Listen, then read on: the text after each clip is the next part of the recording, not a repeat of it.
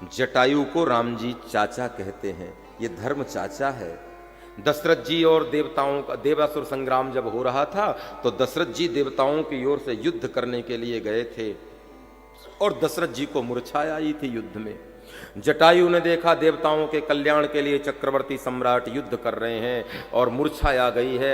मूर्छित अवस्था में किसी दैत्य ने देख लिया तो इनके मस्तक को इनके देह से अलग कर देगा। जटायु वहां से उड़ान मार रहा था। जटायु की दृष्टि मूर्छित दशरथ पर पड़ी और दशरथ को मूर्छा से जगाने का प्रयास किया। अपने चोंच में जल भर करके लाया और दशरथ जी के मुखार बिंद पे डाला और पंखों की हवा दी। और कहते हैं उस समय दशरथ जी की मूर्छा जागी तो जटायु को हृदय से लगाकर दशरथ जी ने कहा था, जटायु तुमने मेरे प्राणों की रक्षा करी है, मैं तुम्हें धर्म का भाई मानता हूँ, मांग लो जो मांगोगे वचन मैं देने के लिए राजी हूँ।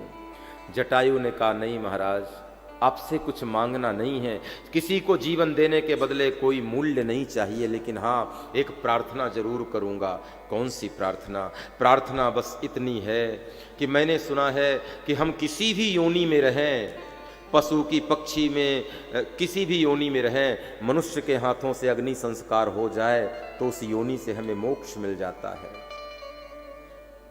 तो मैं आपसे बस इतनी प्रार्थना करूं कि मैं अधम जाति में हूं, गिद्ध जाति में हूं, मैं इस गिद्ध जाति से शरीर को त्यागूंगा, पता नहीं किस योनि में आऊंगा।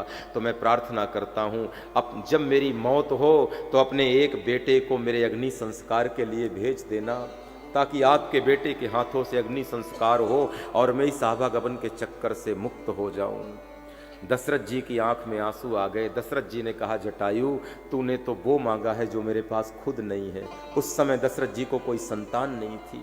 दशरथ जी ने कहा, मेरे रानियां तो 3 हैं लेकिन बेटा एक भी नहीं है, लेकिन एक वचन देता हूं तुझे, यदि तेरी कृपा से और ठाकुर भगवान की कृपा से मेरे घर में संतान हो गई ना तो तेरी सेवा में एक बेटा नहीं, तेरी सेवा में 2-2 बेटे भेजूंगा।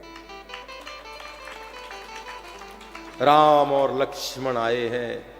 पितु की अंत क्रिया करीबे को बड़ो पुत्र अधिकारी, पितु की अंत क्रिया करीबे को बड़ो पुत्र अधिकारी, सो पितु क्रिया भरत कह सौंपी, प्रभु खग क्रिया संहारी।